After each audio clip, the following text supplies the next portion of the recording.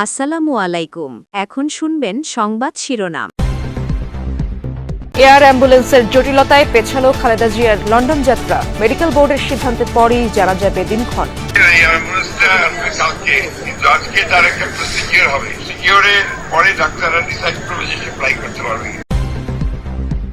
দেশে পৌঁছেই বিএনপি চেয়ারপারসনকে দেখতে গেলেন পুত্রবধূ ডক্টর জুবাইদা রহমান। মেডিকেল বোর্ডের জরুরি সভায় যোগ দেবেন তিনি।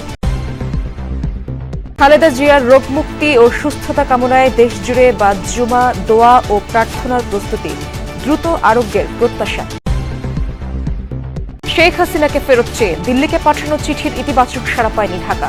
রংপুরে পররাষ্ট্র উপদেষ্টা তারেক রহমানের দেশে আসার তথ্য নেই। তারেক সাহেব কখন আসবেন এ সম্বন্ধে আমার কাছে কোনো তথ্য নেই। শেখ হাসিনার ব্যাপারে বিষয়টা হচ্ছে যে আমরা তো চেয়েছি, কিন্তু আমরা ইতিবাচক কোনো সাড়া এখন পর্যন্ত পাইনি। আসসালামু আলাইকুম। এতক্ষণ শুনছিলেন সংবাদ শিরোনাম, এখন শুনবেন বিস্তারিত। রাতের শারীরিক অবস্থার অবনতি হওয়ায় এবং কাতারের অ্যাম্বুলেন্স না আসায় পিছিয়ে গেল উন্নত চিকিৎসার জন্য বিএনপি চেয়ারপারসন খালেদা জিয়ার লন্ডন যাত্রা, জানিয়েছেন বিএনপি মহাসচিব মির্জা ফখরুল ইসলাম আলমগীর। তিনি জানান, মেডিকেল বোর্ডের সিদ্ধান্তের পর যাত্রার উপযুক্ত হলে রোববার লন্ডনের উদ্দেশ্যে যাত্রা করতে পারেন খালেদা জিয়া। তাকে বহনের জন্য বিশেষ এয়ার অ্যাম্বুলেন্স শনিবার এসে পৌঁছাতে পারে বলে জানান মির্জা ফখরুল। বলেন, কাতারেও যে এয়ার অ্যাম্বুলেন্সটি আসার কথা ছিল কারিগরি ত্রুটির কারণে সেটি আসতে পারছে না। কাতার কর্তৃপক্ষই বিকল্প অ্যাম্বুলেন্স সংগ্রহ করছে, এমনটাও জানান বিএনপি মহাসচিব। গত 23 নভেম্বর হার্ট এবং ফুসফুসের সংক্রমণ নিয়ে হাসপাতালে ভর্তি হন বিএনপি চেয়ারপারসন। ওই এয়ারক্রাফট তো আপনার খারাপের কারণে আমরা ওটা পাচ্ছি না। নতুন এয়ারক্রাফট ওরা জোগাড় করছে, ওরাই কাতারি। সেটা কথা আছে আগামীকাল আসবে, 6 তারিখে এসে 7 তারিখে ফ্লাই করবে। কিন্তু ম্যাডামের শরীর ভালো না, তো এই জন্য ম্যাডামের আবার আজকে একটা প্রসিজার হবে। পরে ডক্টররা ডিসাইড করবেন যে আপনার ম্যাডাম ফিট কিনা টু ফ্লাই। ম্যাডামের শারীরিক অবস্থাটা তাই, তার শারীরিক অবস্থা কালকে খারাপ হয়ে গিয়েছিল একটু। বিএনপি চেয়ারপারসন ও শাশুড়ি খালেদা জিয়ার পাশেই রয়েছেন পুত্রবধূ ডক্টর জুবাইদা রহমান। পুরো চিকিৎসা কার্যক্রম তদারকি করছেন তিনি। সকাল 11টা নাগাদ দেশে পৌঁছান ডক্টর জুবাইদা রহমান। একটি গাড়িবহর তাকে এভার কেয়ার হাসপাতালে পৌঁছে দেয়। সার্বিক চিকিৎসা কার্যক্রম পর্যবেক্ষণ করছেন তিনি। বিএনপি চেয়ারপারসন খালেদা জিয়ার শারীরিক অবস্থা পর্যবেক্ষণ করে মেডিকেল বোর্ডের সিদ্ধান্ত অনুযায়ী চূড়ান্ত হবে চিকিৎসার জন্য তার লন্ডন যাত্রা। বৃহস্পতিবার রাতেই লন্ডনের হিথ্রো বিমানবন্দর থেকে বাংলাদেশ বিমানের একটি ফ্লাইটে রওনা হন বিএনপির ভারপ্রাপ্ত চেয়ারম্যান তারেক রহমানের স্ত্রী ডক্টর জুবাইদা রহমান। সে সময় বিমানবন্দরে তাকে পৌঁছে দেন কন্যা জাইমা রহমান। দর্শক, বিএনপি চেয়ারপারসনের শারীরিক পরিস্থিতি এবং সার্বিক চিত্র জানার চেষ্টা করব। ধন্যবাদ ইশরাত। এখন পর্যন্ত ব্রিফিং এর খবর আমাদের কাছে নেই, অর্থাৎ বিএনপির পক্ষ থেকে এখন পর্যন্ত ব্রিফিং এর বিষয়ে কোনো তথ্য জানানো হয়নি। তবে বিএনপি মহাসচিব মির্জা ফখরুল ইসলাম আলমগীর দোয়া মাহফিলে খালেদা জিয়ার স্বাস্থ্য সংক্রান্ত কথা বলবেন বলে আমাদেরকে জানানো হয়েছে।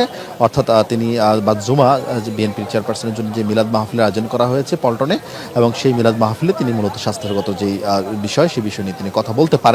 তবে চিকিৎসকদের পক্ষ থেকে এখন পর্যন্ত ব্রিফিং করার কোনো তথ্য আমাদের কাছে জানানো হয়নি। আর আপনি যেমন জানতে চেয়েছেন মেডিকেল বোর্ড বসছে কিনা, মেডিকেল বোর্ড এখন পর্যন্ত একটা বসার কথা রয়েছে, তবে সেই মেডিকেল বোর্ডের কার্যক্রম শুরু হয়েছে কিনা সেই তথ্য আমরা চেষ্টা করেছিলাম জানার, কিন্তু এখন পর্যন্ত সেটিও সুনিশ্চিত হওয়া যায়নি। তবে মেডিকেল বোর্ডের সদস্যরা কিন্তু ভিতরে রয়েছেন এবং ডাক্তার জুবাইদা রহমানের পাশে রয়েছেন।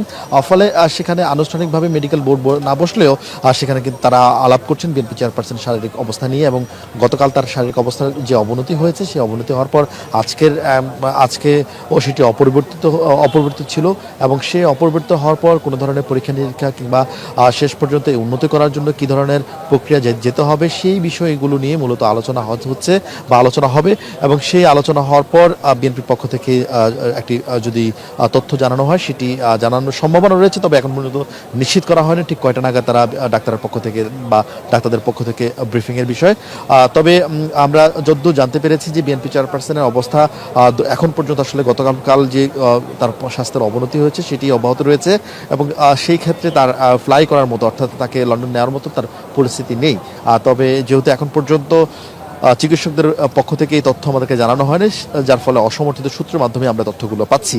সাবেক প্রধানমন্ত্রীর প্রধানমন্ত্রী বেগম খালেদা জিয়ার আশু আরোগ্য কামনায় বিশেষ প্রার্থনার আয়োজন করেছে মহানগর সার্বজনীন পূজা কমিটি।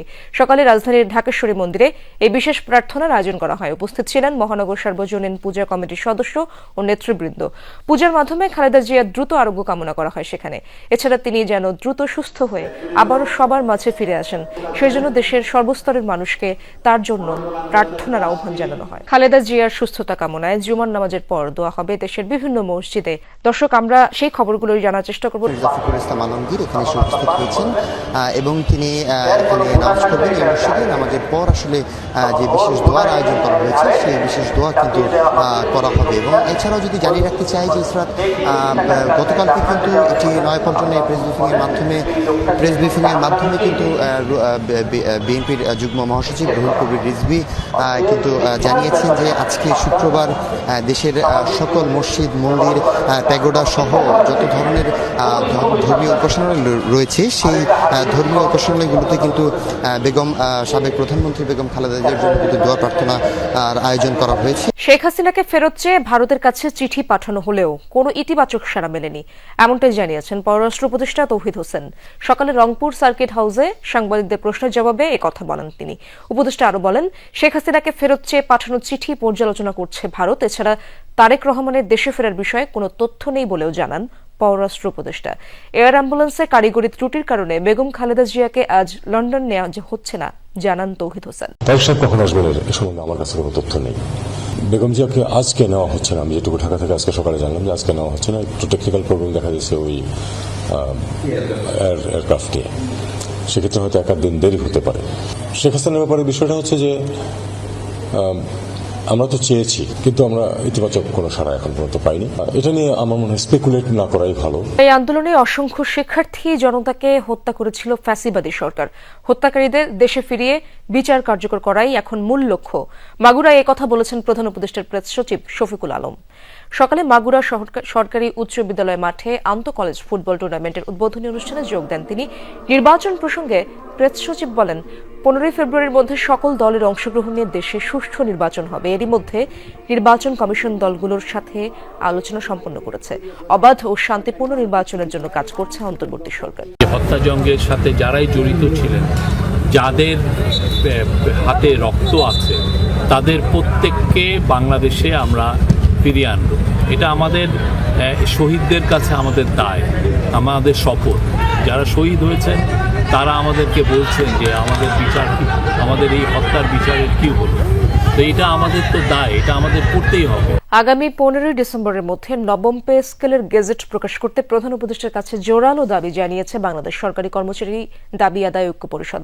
সকালে কেন্দ্রীয় শহীদ মিনারের মহাসমাবেশ থেকে দাবি আদায় ঐক্য পরিষদের মুখ্য সমন্বয়ক ওয়ারেস আলী এমন দাবি জানান। হুঁশিয়ারি দেন, এ সময়ের মধ্যে গেজেট না হলে প্রধান উপদেষ্টাকে পদত্যাগ করতে হবে। দীর্ঘদিনের ন্যায়সঙ্গত অধিকার বাস্তবায়নে অন্তর্বর্তী সরকারের কোনো গড়িমসি মানা হবে না। দ্রুত গেজেট প্রকাশ করে জানুয়ারি থেকে নবম পে স্কেল কার্যকরের দাবি জানানো হয়।